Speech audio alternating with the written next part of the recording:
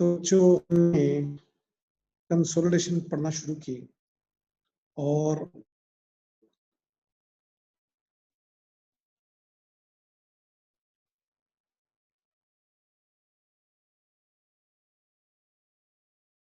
कल एक क्वेश्चन किया फेयर वैल्यू का फुल फ्लैश क्वेश्चन। उम्मीद है सब कुछ समझ आ गया होगा। शीट हमने टैली कर दी थी, सही था गालिबन। कोई क्वेश्चन किसी का तो नहीं है? मैं आगे बोलूं, पढ़ना शुरू करें आगे हम।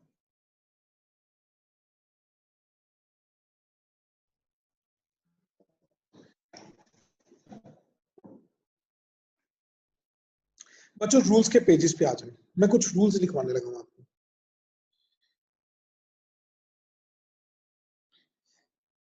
हाँ, राव ने कुछ याद करवा दिया, फरहाद ने भी याद करवा दिया। मैंने कुछ बताना था, तो वो क्या बताना था सुने फिर आज। पहले रूल्स के पेजेस पे आ जाए। रूल्स के पेजेस पे आए, आपने रीवैल्यूएशन के अभी 3 रूल्स लिखे हैं, इसमें एक चौथा रूल्स लिखे।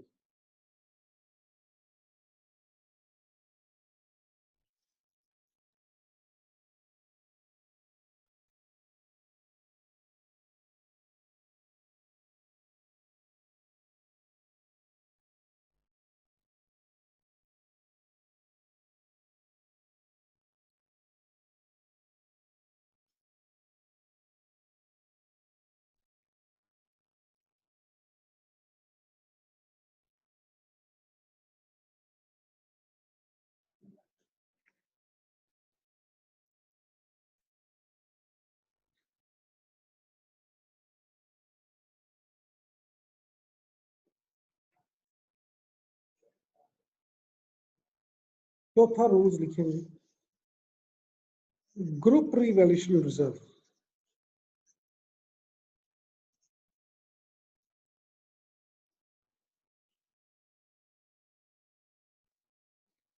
To be reported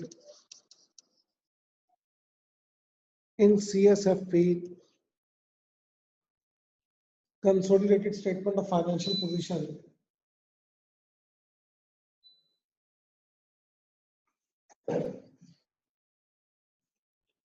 will be the total of, will be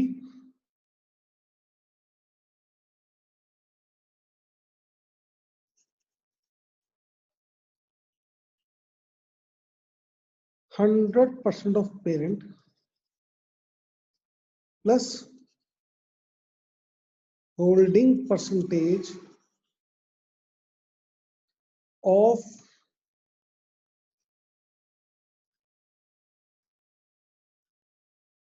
subsidiaries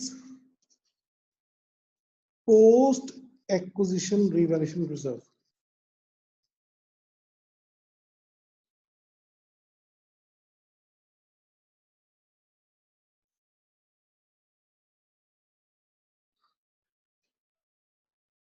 ठीक है बच्चों, ये पहले रूल लिखे फिर मैं समझाता हूँ इसको।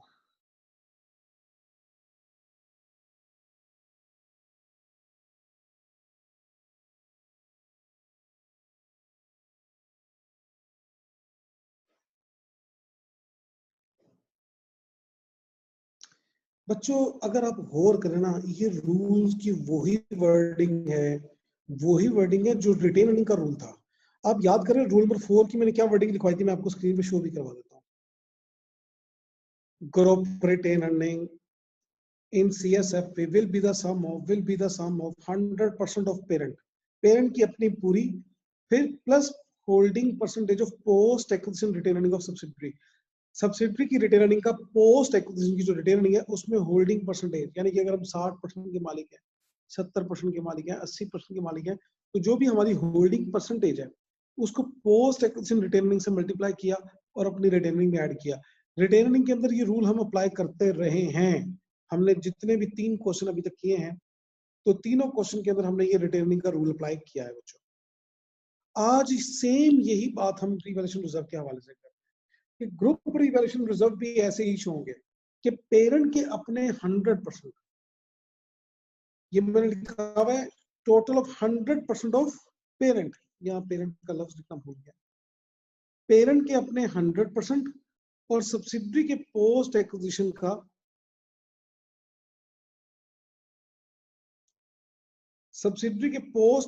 का होल्डिंग परसेंटेज से मल्टीप्लाई करके उससे हम ऐड कर देंगे। ठीक है, ये बिल्कुल वही रूल है। तो बच्चों सुन ले, रिटेन अर्निंग का भी यही रूल है, रीवैल्यूएशन रिजर्व का भी यही रूल है, जनरल रिजर्व का भी यही रूल है, और किसी भी किस्म के रिजर्व का यही रूल है। हर किस्म के रिजर्व का रूल यही है कि पेरेंट के अपने रिजर्व आएंगे और सब्सिडरी के कौन से रिजर्व, पोस्ट एक्विजिशन के बाद वाले रिजर्व, तो वो भी सारे नहीं, उसमें हमारा हिस्सा होल्डिंग परसेंटेज से मल्टीप्लाई करेंगे। ठीक है बच्चों, तो ये रूल है रिटेन अर्निंग वाला, सेम रीवैल्यूएशन रिजर्व के लिए। ये रूल समझ आया? इसकी एप्लीकेशन तो मैं आपको दिखाता हूँ, लेकिन ये रूल समझ आ गया बच्चों?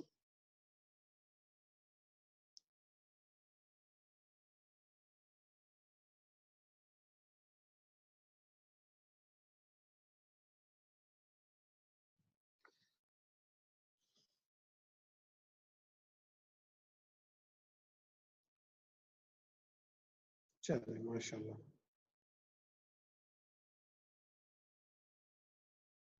रिदा ने कहा रिपीट कर दें। रिदा, रिटेन अर्निंग का रूल याद करें, पेरेंट की अपनी सारी रिटेन अर्निंग इक्विटी में जाती है, लेकिन सब्सिडरी की सारी नहीं जाती। सब्सिडरी की जाती है सिर्फ वो जो एक्विजिशन के बाद वाली है, एक्विजिशन के बाद वाली, और उसमें से भी हमारा हिस्सा, पेरेंट का हिस्सा। पेरेंट का हिस्सा मीन होल्डिंग परसेंटेज से मल्टीप्लाई करेंगे, वो चाहे 60% हो, 70% हो, 80% हो, या 100% भी हो सकती है। ठीक है रिदा? तो सेम यही रूल जो है वो रीवैल्यूएशन रिजर्व का। चलिए अब आते हैं न्यूमेरिकल एप्लीकेशन इस रूल की। कल ना बच्चों हमने क्वेश्चन किया था, यहाँ पे मैंने कहा था कि ये फाइनल फिगर नहीं है।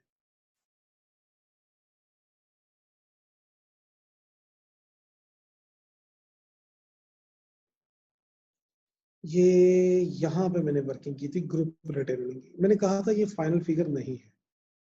अब ना हमें वर्किंग 5 करनी है, ग्रुप रिवैल्यूएशन रिजर्व की।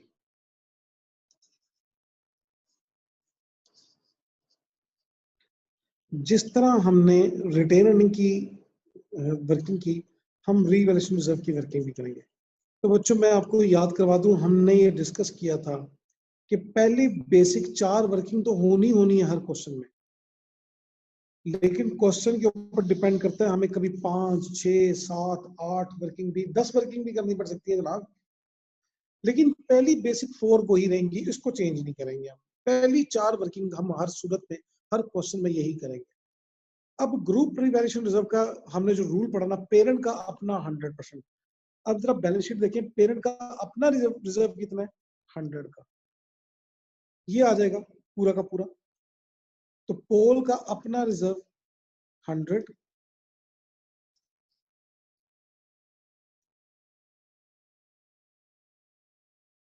और स्टिक का पोस्ट एक्विजिशन। अब एक्विजिशन के बाद वाला रिजर्व आपने गौर से देखना है। एक्विजिशन के बाद कोई रिवैल्यूएशन हुई है सब्सिडरी की, सोचे जरा। सब्सिडरी की एक्विजिशन के बाद कोई रिवैल्यूएशन हुई है? मैं आपको याद करवाऊं, वर्किंग 1 के कॉलम 2 में 2 रिवैल्यूएशन हुई थी, एक लैंड की 60 और एक बिल्डिंग की 43.6।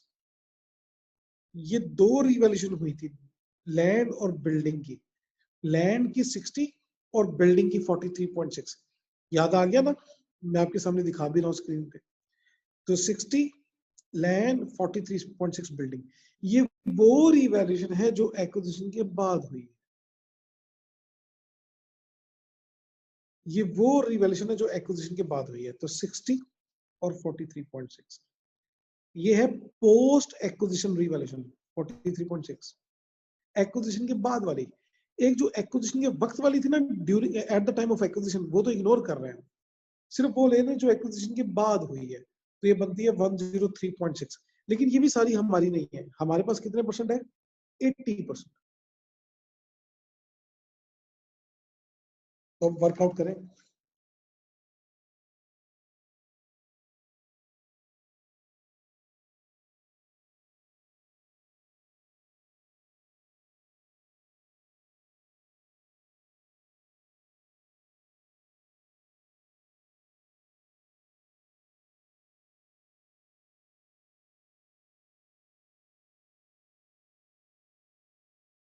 ठीक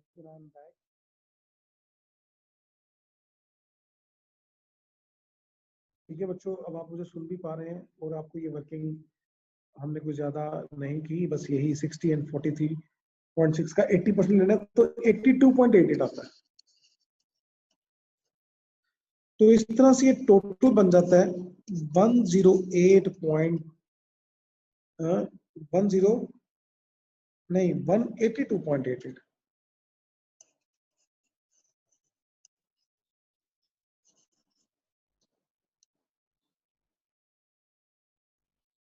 वन 82.88 ठीक हो गया बच्चों।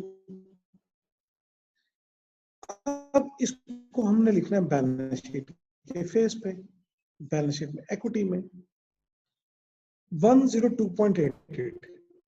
लेकिन बच्चों कल मैंने 100 लिखा था और मैंने साथ क्वेश्चन मार्क भी लगाया था, मैंने बताऊंगा। तो आज वो वक्त आन पहुंचा, ये 100 नहीं आना, ये आना है 188.88। मैं बोल रहा हूँ 182.88, 182.88, 182.88 और उसके साथ हम रेफरेंस दे देंगे वर्किंग 5 का। लेकिन बच्चों एक प्रॉब्लम हो जाएगा, अभी मैंने 100 लिखा हुआ था तो बैलेंस शीट टैली थी, अब मैं 182.88 लिख दूंगा तो बैलेंस शीट टैली हो ही नहीं सकती, हो ही नहीं सकती। 100 के साथ टैली थी ना, तो 182 लिखूंगा बैलेंस शीट टैली तो नहीं होगी। तो ये क्या मसला हो गया, ये क्या कंसेप्चुअल क्या गलती कर रहे हैं हम, एक कंसेप्चुअल गलती कर रहे हैं। हमने जब वर्किंग 4 बनाई ग्रुप रिटेन रनिंग की, हमने 374 का 80% ले लिया। 374 कहां से लिया था हमने, 1129 और 755 का डिफरेंस। हमने जब इनका डिफरेंस लिया था तो 1129 के अंदर क्या 60 और 43.6 का इफेक्ट शामिल नहीं था? शामिल था।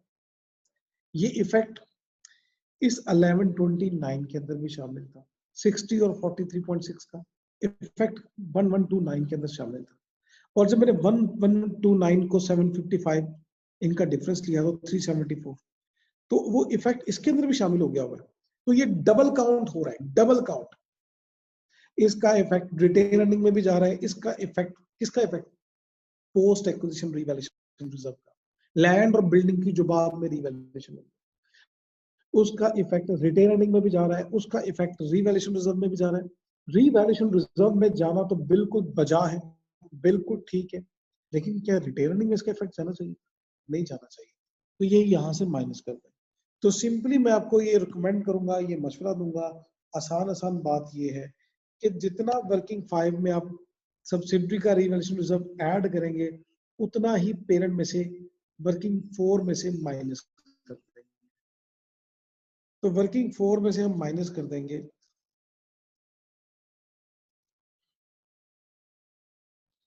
सब्सिडरी रीवैल्यूएशन रिजर्व जो कि है 82.88, ये माइनस कर देंगे। तो जितना हम वर्किंग 5 में लिख रहे हैं, कैलकुलेट कर रहे हैं, इतना ही वर्किंग 4 में से माइनस कर देंगे। तो ये बन जाएगा 900 प्लस 299.2 माइनस 82.88, 1116.32, 1116.32, ये है फाइनल फिगर। अब इसको मैं जब दोबारा बैलेंस शीट के फेस पे लिखूंगा 1116.32, तो बैलेंस शीट फिर भी टैली होगी।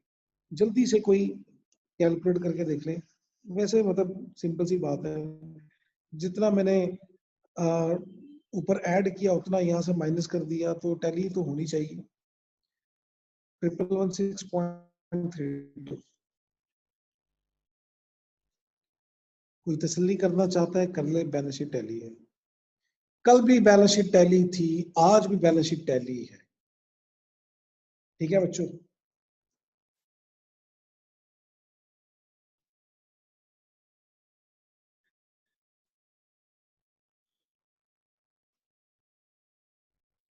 जी सुहेल साहब, मैं इसको कर लेता हूँ डिस्कस, लेकिन वंस मुझे स्टूडेंट ये नवीद सुना दें कि बैलेंस शीट टैली है। फरहाद, हम तो बैलेंस शीट की बात कर रहे हैं, आप भुट्टो की बात कहां से ले आए बीच में?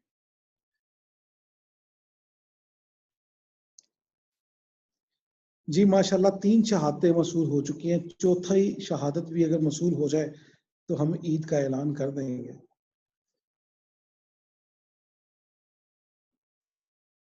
माशाल्लाह, माशाल्लाह 4.5 शहादतें मसूल हो चुकी, 5 हो गई पूरी।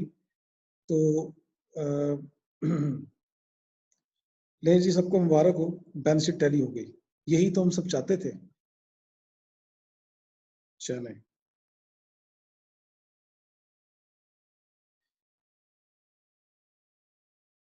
अरे क्या बात है, फाइजा टैली होगी ना, देखे।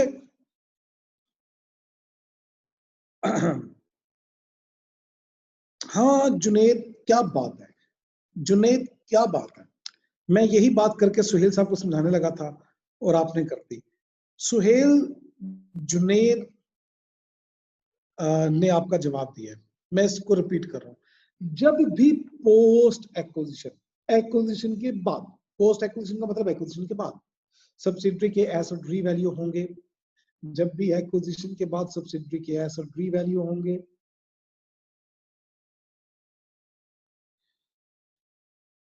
वर्किंग 5 करेंगे। अच्छा वर्किंग 5 मैं उसको नाम दे रहा हूँ, वर्किंग 6 7 जो भी नाम दे दें, लेकिन एक वर्किंग करेंगे ग्रुप रिवैल्यूएशन रिजर्व। उसमें पेरेंट का अपना रिजर्व तो आएगा, लेकिन सब्सिडरी का जो पोस्ट एक्विजिशन, एक्विजिशन के बाद जो रिवैल्यूएशन हुई है उस रिजर्व में पेरेंट का हिस्सा कितना है वो भी आएगा। और ये इफेक्ट चूंकि रिटर्निंग के अंदर भी आया होता है तो उसको वहां से हम रिड्यूस कर देंगे। जी सुहेल साहब, इज इट क्लियर? जुनेद आपका भी ठीक है जी स्टांस? सुहेल साहब क्लियर होगी बात? okay.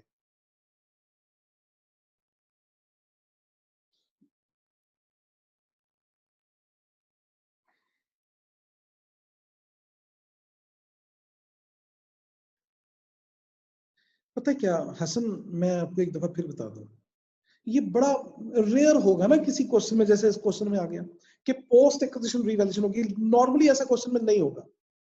ज्यादातर 90% क्वेश्चन, यानी कि 95% क्वेश्चन ये नहीं होगा पोस्ट एक्विजिशन रिवैल्यूएशन। तो सिर्फ जहां होगा फिर हमें ये एक्स्ट्रा काम करना पड़ेगा। तो मैं 95% के लिए, ज्यादातर क्वेश्चन के लिए जो रूल माइंड में रखूंगा ना वो आसान ये है कि बस टोटल में से टोटल माइनस कर देंगे तो रिटेनिंग आ जाएगी। ये बात आपकी बिल्कुल हसन अहमद बजा है कि टोटल में से टोटल माइनस करेंगे तो उसमें तो रिजर्व भी होंगे, लेकिन रिजर्व पोस्ट एक्विजिशन इक्का दुक्का क्वेश्चन में होंगे। ज्यादातर क्वेश्चन के अंदर एट एक्विजिशन और एट रिपोर्टिंग डेट की जो इक्विटी है ना उसमें फर्क सिर्फ रिटेनिंग का ही होगा। तो इसलिए वो टोटल में से टोटल माइनस करेंगे तो हमारी वर्किंग आसान रहेगी। ठीक है हसन, एक बात को फिर समझे, अगर मैं यूं ना करता, अगर मैं यूं ना करता, बल्कि मैं यूं करता, हाँ, मैं अगर ये करता कि रिटेन अर्निंग का डिफरेंस लेता, 300 में से 25 माइनस कर दें बच्चों, 275 आएगा, इसमें से ये माइनस कर दें, इसमें से ये माइनस कर दें, इसमें से ये माइनस कर दें, हर फिगर में से माइनस करवाता, मैं जाके कहता आप बताएं कि पोस्ट एक्विजिशन करने की तीन होता है यार, ये काफी मुश्किल था। आसान का क्या काम, टोटल 11 to 9 में से टोटल 75 माइनस कर दिया, और उसके बाद हमने देख लिया हाँ इसमें से पोस्ट एक्विजिशन रिवैल्यूएशन का इफेक्ट कितना है बस। आज ये रूल्स की डिस्कशन बच्चों बहुत बहुत बहुत इंपॉर्टेंट है, ज्यादा से ज्यादा डिस्कशन आज करना बच्चों। ये जितनी भी हमने फेयर वैल्यू एडजस्टमेंट से ऑनवर्ड डिस्कशन की है ना, ये रेड पेन से जो लिखी हुई है मैंने, ये वाली, ये सारी की सारी IFRS 3 की रिक्वायरमेंट है, मैंने पहले भी लिखा था।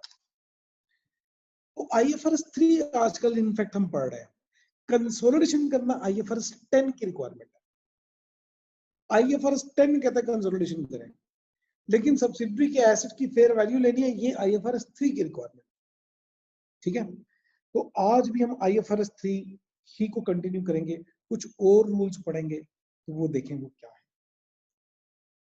ले बच्चों, आज तक हम ये एज्यूम कर रहे थे कि पेरेंट ने सब्सिडी को अक्वायर किया तो इन्वेस्टमेंट की, इन्वेस्टमेंट की, इन्वेस्टमेंट करने के लिए ना जो कंसिडरेशन दी है, कंसिडरेशन समझते ना लफ्ज को, कि जो पैसे दिए हैं उसको अक्वायर करने के लिए वो कैश में दिए हैं, हम ये एज्यूम कर रहे थे। अच्छा बच्चों, आप एक चीज ना और भी समझ लें, पेरेंट सब्सिडरी से शेयर नहीं ले रहा, है ना मजे की बात। पेरेंट सब्सिडरी से शेयर नहीं ले रहा, पेरेंट सब्सिडरी के शेयर होल्डर से शेयर ले रहा है। सब्सिडरी कंपनी है जिसने ऑलरेडी मार्केट में शेयर इशू किए हैं। तो अगर मैं किसी कंपनी को अक्वायर करना चाहता हूँ ना, मैं उसका पेरेंट बनना चाहता हूँ, मैं चाहता हूँ कि किसी कंपनी को सब्सिडरी बना दूं, तो क्या तरीका है? मैं उस कंपनी को जाके नहीं कहूंगा मुझे शेयर दे दें, उस कंपनी के शेयर होल्डर को ट्रेस करूंगा। कहां से? स्टॉक एक्सचेंज से। तो मैं उस कंपनी से नहीं जाके कह रहा मुझे 60% शेयर दे दें, 70% दे दें, 80% दे दें, क्योंकि हमने शेयर इशू करना ही नहीं, हम कर चुके ऑलरेडी, जितने करने थे कर दिए। तो मेरा किसी कंपनी को अक्वायर करने का तरीका क्या है? मैं स्टॉक एक्सचेंज में जाऊं, उसके शेयर होल्डर का ट्रेस करूं और उन शेयर होल्डर से शेयर खरीदना शुरू करूं। ठीक है, तो ये याद रहे, हम शेयर सब्सिडरी से नहीं ले रहे, सब्सिडरी के शेयर होल्डर से ले रहे हैं। ठीक हो गया। अब अगली बात ये सुने, हम ये एज्यूम कर रहे थे कि पेरेंट सब्सिडरी से जो सब्सिडरी के जो शेयर ले रहा है, सब्सिडरी के शेयर होल्डर से, वो कैश दे के ले रहा है। लेकिन ये जरूरी तो नहीं है कि कैश ही दे, हम कैश के अलावा कुछ भी दे सकते हैं। मैं किसी शेयर होल्डर से क्या शेयर नहीं ले सकता? गाड़ी देके, लैंड देके, बिल्डिंग देके, मशीनरी देके, कोई भी एसेट देके मैं शेयर ले सकता हूँ ना? बताएं मुझे, ले सकता हूँ कि नहीं? क्या ये पॉसिबल नहीं? पॉसिबल है, बिल्कुल पॉसिबल है। तो सुने, मैं अगर किसी सब्सिडरी के शेयर अक्वायर कर रहा हूं तो मैं कैश नहीं देता, मैं कैश नहीं दे रहा। फॉर एग्जाम्पल, मैं एग्जाम्पल के तौर पे कह रहा हूँ, कैश भी दे सकते हैं, कैश कोई मना नहीं है, मैं कह रहा हूँ कैश के अलावा भी कोई कंसिडरेशन दे सकते हैं। तो मैं अदर देन कैश कंसिडरेशन अगर दूं, तो फॉर एग्जाम्पल लैंड दूं, बिल्डिंग दूं, मशीनरी दूं, गाड़ी दूं, तो मेरा एक क्वेश्चन है आपसे, हमने एक गाड़ी देके शेयर अक्वायर किए, गाड़ी मेरी बुक्स के अंदर ऑलरेडी मौजूद थी 10 लाख की, लेकिन मार्केट वैल्यू इसकी 12 लाख थी। मेरी बुक्स में ये गाड़ी 10 लाख की थी, लेकिन मार्केट में ये गाड़ी 12 लाख की है। मेरा आपसे क्वेश्चन है, जो मैंने गाड़ी दी है वो 10 लाख वाली है कि 12 लाख वाली है? या मैं अपने क्वेश्चन को थोड़ा सा चेंज करता हूँ, मैं क्या कहूँ कि इन्वेस्टमेंट 10 लाख की है, 12 लाख की है? ये बात 12 लाख की, मैं तो फेयर वैल्यू पे गिनूंगा, मैं तो फेयर वैल्यू पे गिनूंगा 12 लाख। यार आप सारे माशाल्लाह इतने ज़हीन बच्चे मुझे इस एक क्लास में इकट्ठे कैसे मिल गए? या मेरा असर ले रहे हैं आप? हाँ, मार्केट वैल्यू हम लेंगे 12 लाख रुपए। सिर्फ अरसलान अजीम जो है ना वो कुछ और कहना चाह रहे हैं। हाँ, मेरा असर है। जरमीना ठीक कह रहे हैं, 12 लाख। नहीं फरूक आफ्ताब, 10 लाख नहीं, 12 लाख। हसन अरशद, 12 लाख। अरसलान अजीम आप भी याद रखें, 12 लाख। 12 लाख जी, 12 lakh is the final answer. बात बड़ी सिंपल सी है, हम सब्सिडरी के जब एसेट ले रहे हैं तो सब्सिडरी के एसेट की फेयर वैल्यू कंसीडर कर रहे हैं कि नहीं? हम 2 दिन से पढ़ के रहे हैं, कल का लेक्चर, पिछला लेक्चर, ये सब्सिडरी के एसेट को फेयर वैल्यू पे मेजर करेंगे। अच्छा, सब्सिडरी के एसेट को फेयर वैल्यू पे मेजर करें, जो हम एसेट दे रहे हैं उसकी फेयर वैल्यू कंसिडर ना करें? Tit for tat. जब सब्सिडरी के एसेट्स की फेयर वैल्यू कंसिडर हम कर रहे हैं तो हम जो एसेट देंगे उसकी फेयर वैल्यू कंसिडर होगी। ठीक है, तो बच्चों देखें जरा, रूल लिखें, हम कंसिडरेशन दे रहे हैं अदर देन कैश, हम रूल लिखेंगे परचेज कंसिडरेशन के।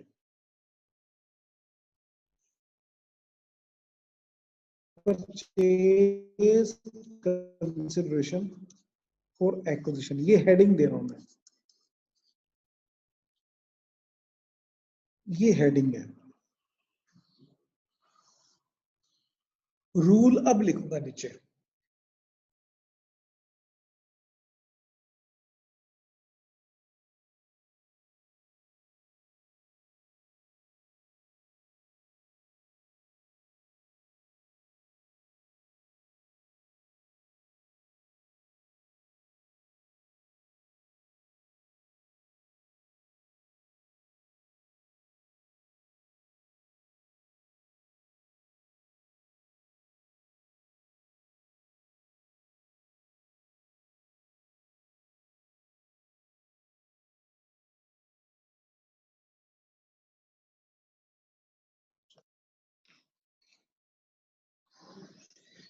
ठीक है बच्चों, ये मैंने हेडिंग दी है। अब उसमें पहला रूल ये है कि if consideration is given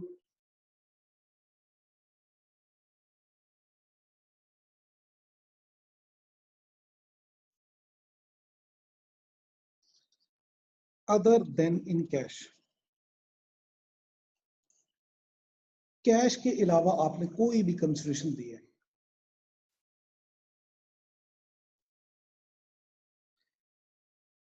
that will be considered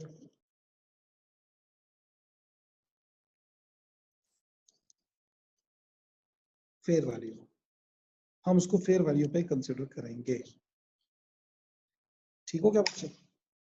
अच्छा, अब ना मैंने कह रहा था कि लैंड दी, बिल्डिंग दी, प्लांट दी, मशीनरी दी, ये नॉर्मली प्रैक्टिकली ऐसा नहीं हो रहा था, लेकिन हो सकता है, इसमें कोई हर्ज नहीं है, कोई मैं कहूँ कि इम्पॉसिबल नहीं। लेकिन नॉर्मली ना क्या होता है कि शेयर में मुझे ना एक कंपनी को सब्सिडरी बनाना है, मुझे उसके 70% शेयर चाहिए। बस सर पे एक जुनून सवार है कि ये सब्सिडरी हमने, इस कंपनी को हमने सब्सिडरी बनाना है, अक्वायर करना है। तो मैं शेयर होल्डर की मिन्नत कर रहा हूँ कि यार ये शेयर मुझे दे दो। वो कहता है भाई मैं नहीं देने। ये यार दे दो यार, अच्छे पैसे दे रहा हूँ, मार्केट रेट दे रहा हूँ। वो कहता है नहीं देने। अच्छा यार मार्केट रेट से ज्यादा ले लो। नहीं देने। क्यों नहीं देने? वो कहता है मुझे इस कंपनी का शेयर होल्डर रहना है। क्यों? वो कहते हैं यार इस कंपनी की ना बहुत प्रॉफिटेबिलिटी है, फ्यूचर में इसकी बड़ी ग्रोथ है, तो मैं इस कंपनी की शेयर नहीं बेच सकता, मुझे इस कंपनी के साथ बड़ा लगाव है। फिर मैं उसको कहता हूँ यार असल अंदर की बात बताऊं, इस कंपनी को मैं एक्वायर कर रहा हूँ। वो कहता तो कहता मैं एक्वायर कर रहा हूँ, अल्टीमेटली कंपनी हमारी अंडर आ जानी है, तो क्यों ना आपको इस सब्सिडरी के शेयर के बजाय आपको पेरेंट के शेयर दे दूं। आप सब्सिडरी के शेयर मुझे दो, आपको इसके बदले में मैं अपने पेरेंट के शेयर देता हूँ। सब्सिडरी के शेयर से ज्यादा वर्थ होगी पेरेंट के शेयर की, और ज्यादा अट्रैक्टिव होंगे वो शेयर्स। क्योंकि सब्सिडरी की जितनी भी तरक्की हो जाए, वो पेरेंट की तरक्की में, मतलब पेरेंट सब्सिडरी के जितने प्रॉफिट्स अल्टीमेटली पेरेंट को जाना है, और पेरेंट के शेयर मिल जाए, इससे बड़ी क्या बात चाहिए? मतलब मैं किसी कंपनी के मैं किसी कंपनी का शेयर होल्डर हूँ और मुझे उस कंपनी के पेरेंट के शेयर मिल जाए उस शेयर के बदले में, तो और क्या चाहिए? ठीक है, तो नॉर्मली ऐसा हो रहा होगा जी। शेयर बेस्ड पेमेंट जी, बिल्कुल शहनाज सुमर इसको शेयर बेस्ड पेमेंट कहते हैं, लेकिन ये मुश्किल लफ्ज मैं नहीं बोलना चाह रहा था कि हम पेरेंट ये कहेंगे सब्सिडरी के शेयर होल्डर को कि आए सब्सिडरी के शेयर हमें दें, इसके बदले में हम आपको पेरेंट के शेयर देते हैं। तो अब हम अपने जो शेयर दे रहे हैं उसकी पार वैल्यू 10 रुपए, लेकिन मार्केट वैल्यू 30 है। तो मैं क्या कहूंगा, मैंने इन्वेस्टमेंट 10 रुपए के हिसाब से की है, 30 के हिसाब से? इन्वेस्टमेंट 10 के हिसाब से मैयर होगी कि 30 के हिसाब से? 30 के हिसाब से। तो भाई जो भी कंसिडरेशन वी आर गिविंग, जो भी कंसिडरेशन दे रहे हैं अदर देन कैश, उसको हम फेयर वैल्यू पे ही कंसिडर करेंगे। दैट्स इट, खत्म। ये बात समझ आती है? चाहे वो शेयर्स दें, चाहे वो डिबेंचर दें, चाहे लैंड दें, चाहे बिल्डिंग दें, चाहे प्लांट दें, मशीनरी दें, कुछ भी दें, उसको फेयर वैल्यू पे कंसिडर करेंगे, उसको बुक वैल्यू पे कंसिडर या पार वैल्यू पे कंसिडर नहीं करेंगे। ठीक हो गया?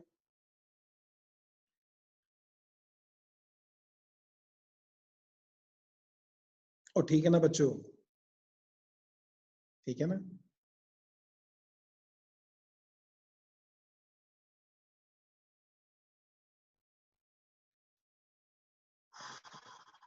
अगली बात, अगली बात, हम ना समटाइम जब शेयर अक्वायर करते हैं तो एजेंट के थ्रू, ब्रोकर के थ्रू अक्वायर करते हैं। आपको शायद ज्यादातर बच्चों को स्टॉक एक्सचेंज का पता होगा। हम अगर नहीं भी पता तो सुन लें कि स्टॉक एक्सचेंज में जब हम शेयर्स खरीदते हैं तो ब्रोकर के थ्रू खरीदते हैं, बेचते भी ब्रोकर के थ्रू हैं, खरीदते भी ब्रोकर के थ्रू हैं, और उसको कुछ ना कुछ कमीशन लेनी पड़ती है, कमीशन होती है ना उसकी। तो ये जो कमीशन है इसको कहते हैं ट्रांजेक्शन कॉस्ट। हाँ, ये कुछ भी परसेंटेज हो, इसको हम कहेंगे ट्रांजेक्शन कॉस्ट।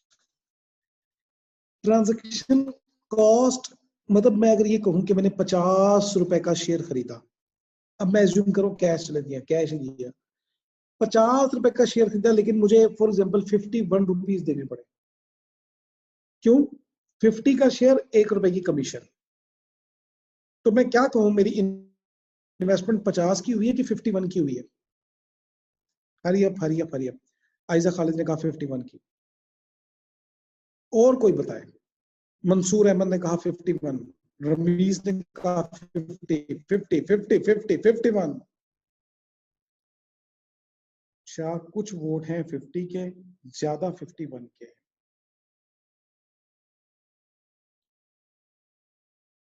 चले बच्चों, आईएएस के जज्बात सुने, आईएएस क्या कहता है इसको।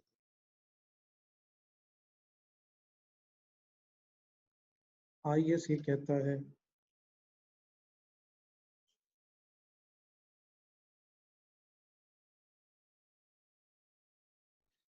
Transaction cost at acquisition will not become part of investment.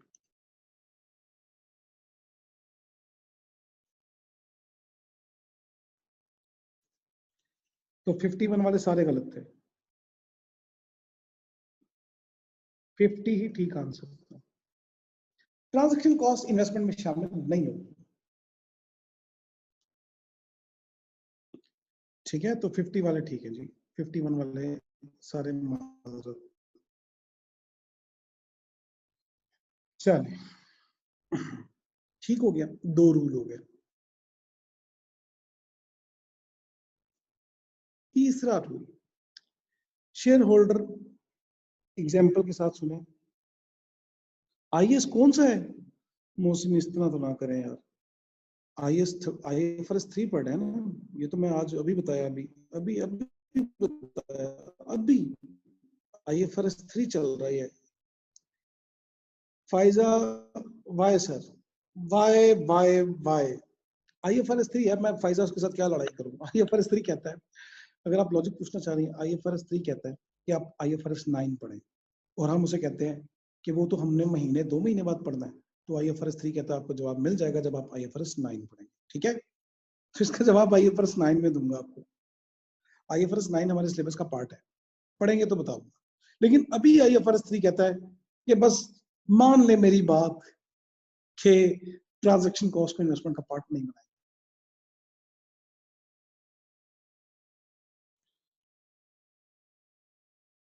Awais रियाज ने भी यही पूछा, मैंने एक कॉमन कहा। अच्छा चलें, अगर बहुत ज्यादा इसरार कर रहे हैं तो मैं बता देता हूँ, लेकिन ना मैं इसके ऊपर टाइम वेस्ट नहीं करना चाह रहा था। वो ये कि आप जब इन्वेस्टमेंट लिखते हैं ना बैलेंस शीट में, तो आप ये शो करना चाहते हैं इसकी फेयर वैल्यू पे लिखा है। इन्वेस्टमेंट की फेयर वैल्यू आज भी 50 ही गिनी जाएगी, क्योंकि मार्केट में इसकी वर्थ 50 है। तो इन्वेस्टमेंट 50 की गिनी जाएगी, कामन की नहीं गिनी जाएगी। ठीक है, तो फाइजा और अवैस दोनों का क्वेश्चन एड्रेस हो गया, दोनों का मैंने रिप्लाई कर दिया।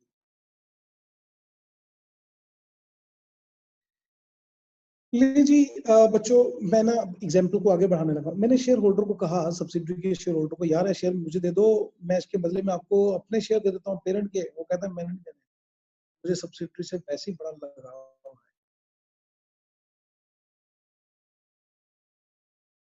आप जो कंसिडरेशन दे रहे हैं वो मुझे काबिल कबूल नहीं है।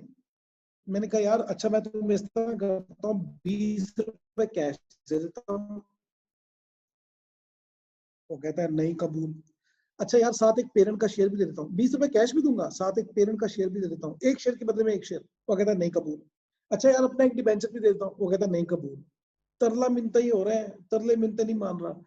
फिर मैंने उसको एक और वादा किया कि अच्छा यार, इस तरह करते हैं, तुम क्यों नहीं देना चाहते शेयर, ये बताओ। वो कहता है फ्यूचर में प्रॉफिट होना है। कितना होना है? बहुत होना है। वो कहता है, हम उसको कहते हैं फिर कि इस तरह करते हैं कि अगर वाकई सब्सिडरी के प्रॉफिट 10 मिलियन से ज्यादा हो गए, कोई भी टारगेट सेट कर लेते हैं, 10 मिलियन, 20 मिलियन, वट, कोई भी टारगेट सेट कर लेते हैं। अच्छा, प्रॉफिट नहीं, जरूरी नहीं प्रॉफिट ही, कुछ भी टारगेट सेट कर सकते हैं कि अगर अर्निंग ये हुई, अगर हालात ये हुए, अगर ये कंडीशन हुई सब्सिडरी की, तो मैं आपको 3 रुपए और दूंगा एक्स्ट्रा पर शेयर। वो कहता डन। इस 3 रुपए को हम कहेंगे डेफर्ड कंसिडरेशन। ये कंसिडरेशन अभी दी नहीं है, ये देनी है फ्यूचर में जाके 2 साल बाद, 3 साल बाद, 4 साल बाद, 5 साल बाद, फ्यूचर में किसी भी टाइम में। अभी हम सब्सिडियरी से शेयर ले रहे हैं, कुछ कैश देके, कुछ शेयर्स देके, लेकिन वो नहीं माना। वो कहता है मुझे फ्यूचर में बड़ी उम्मीदें हैं सब्सिडियरी से। हमने कहा यार सब्सिडियरी के अगर प्रॉफिट ज्यादा हुए तो हम आपको 3 रुपए और दे देंगे, 4 रुपए और दे देंगे। इस 3 रुपए 4 रुपए को मैं कह रहा हूँ डेफर्ड कंसिडरेशन। डेफर का मतलब होता है ऐसी कंसिडरेशन, ऐसी अमाउंट जिसको आपने पोस्टपोन कर दिया, लिंगर ऑन कर दिया, डिले के साथ देंगे, साल बाद, 2 साल बाद, 4 साल बाद। जिशान सब्र कर जाए यार, अपने जज्बात पे काबू करें। मैं आपको बताऊंगा ये लायबिलिटी कौन सी लायबिलिटी। तो ये डेफर्ड कंसिडरेशन है। लेकिन डेफर्ड कंसिडरेशन अगर मैंने 2 साल बाद देनी है, 3 साल बाद देनी है, 4 साल बाद देनी है, IFRS 3 कहता है ये भी परचेज कंसिडरेशन का पार्ट ही है। अब आप ये ना कहें, मैं चलो ना एग्जाम्पल को बड़ा सिंपल बनाता हूँ। मैंने 10 रुपए दिए, 10 रुपए दिए, 4 रुपए और देने हैं, 10 दिए, 4 और देने हैं। मेरी इन्वेस्टमेंट कितनी समझी जाएगी? 10 के 14, 10 और 14। मैंने 10 दिए हैं, 4 और देने हैं, मेरी इन्वेस्टमेंट कितनी समझी जाएगी? 10 के 14, 14। सिर्फ रेहान ने कहा 10, बाकियों ने कहा 14। तो 10 वाले तो बिल्कुल, 14 वाले कुछ ठीक है, लेकिन 14 में भी एक छोटी सी गड़बड़ है। हमने 10 में 4 ऐड नहीं करना, 4 की प्रेजेंट वैल्यू लेनी है, क्योंकि 4 तो पे करना है 2 साल बाद, 3 साल बाद। तो प्रेजेंट वैल्यू का कंसेप्ट सबको पता है ना? हाँ, जब डेफर्ड कंसिडरेशन होगी ना तो उसकी प्रेजेंट वैल्यू ली जाएगी। तो रूल थर्ड लिखने लगा मैं, third rule,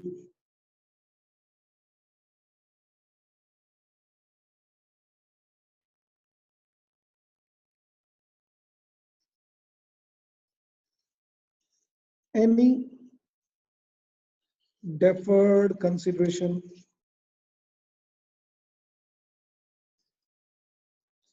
will be taken at its present value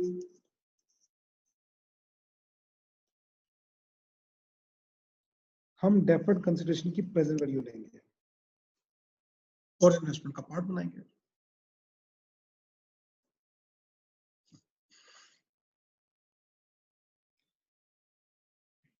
तो वो मैं चले एज्यूम करता हूं कि 4 की प्रेजेंट वैल्यू 2.5 है, तो 10 और 2.5, 12.5 की मेरी इन्वेस्टमेंट समझ जाएगी।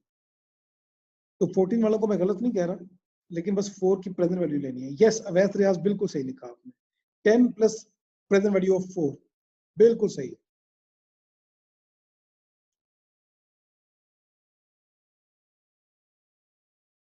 जी डिस्काउंट करेंगे शहनाज, सही कहा आपने।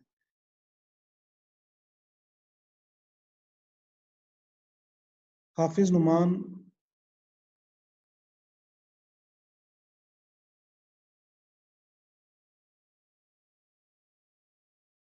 हाँ जी, हाँ जी रेहान, डेफिनेट टाइम पीरियड होगा। यानी कि हम उसके साथ वाकई तय करेंगे कि ये साल बाद देनी है कि 2 साल बाद देनी है, ये डिटरमिन किया जाएगा। तो ये डेफिनेट टाइम पीरियड होगा, इनडेफिनेट नहीं होगा। अच्छा, अब 3 बच्चों के ना मैंने ये चैट के अंदर पॉइंट्स पढ़े कि जी कंटिजेंट का लफ्ज बोल रहे हैं।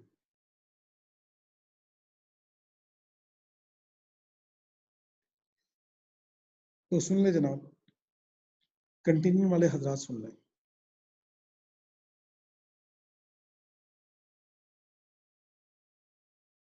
इब्राहिम, आपका भी सेम क्वेश्चन है।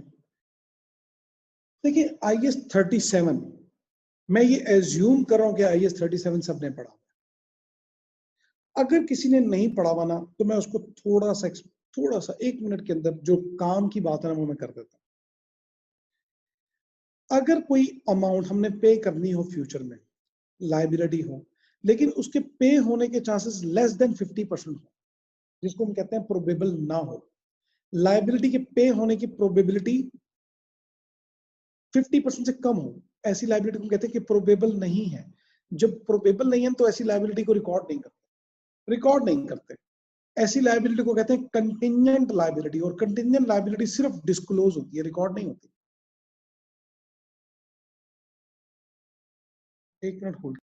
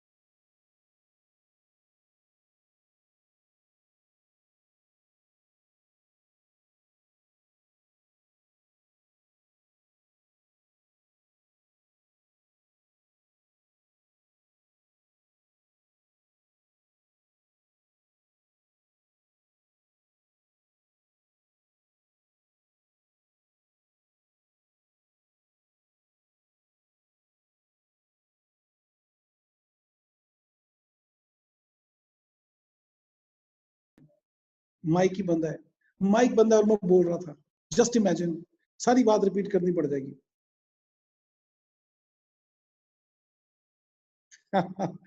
माइक म्यूट था, मुझे पता चल गया जनाब, खोल दिया मैंने माइक, सारी बात दोबारा रिपीट करनी पड़ेगी अब मुझे।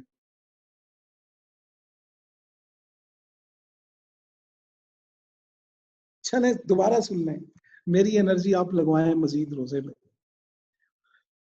अच्छा, मैं ये आखिरी बात कर रहा हूँ, इसके बाद ना मुझे लेक्चर अभी वाइंड अप करना पड़ेगा, मुझे इतना बड़ी इमरजेंसी कहीं जाना है, मुझे फोन से रिलेटेड फोन था, तो मैं रिपीट कर रहा हूँ।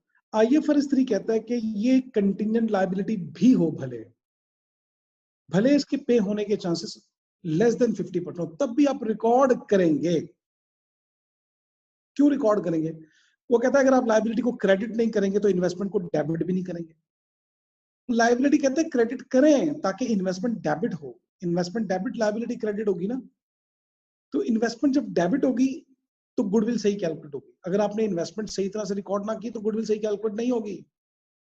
तो अब वर्डिंग पूरी देखिएगा, मैं वर्डिंग को पूरा करने लगा। Any deferred consideration will be taken at its present value even if it is contingent. अगर ये कंटिंजेंट हो तब भी,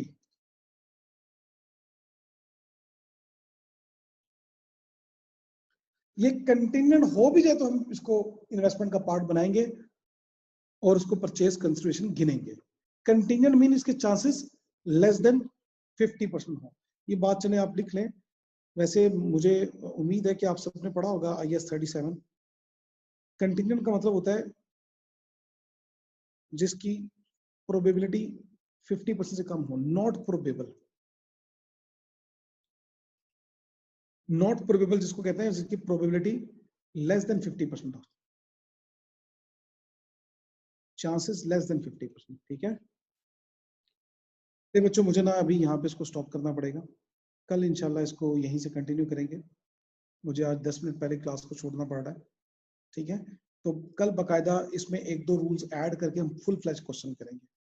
आप ट्राई कर सकते हैं CI4 में ये जो 3 रूल हमने पढ़े अप्लाई हो रहे हैं CI4 में, 3 में नहीं, CI4 में।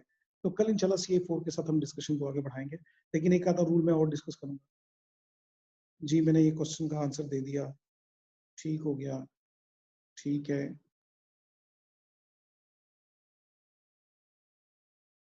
थैंक यू जनाब, थैंक यू। इंशाल्लाह मिलते हैं कल सेम टाइम। थैंक यू जी, अल्लाह हाफिज।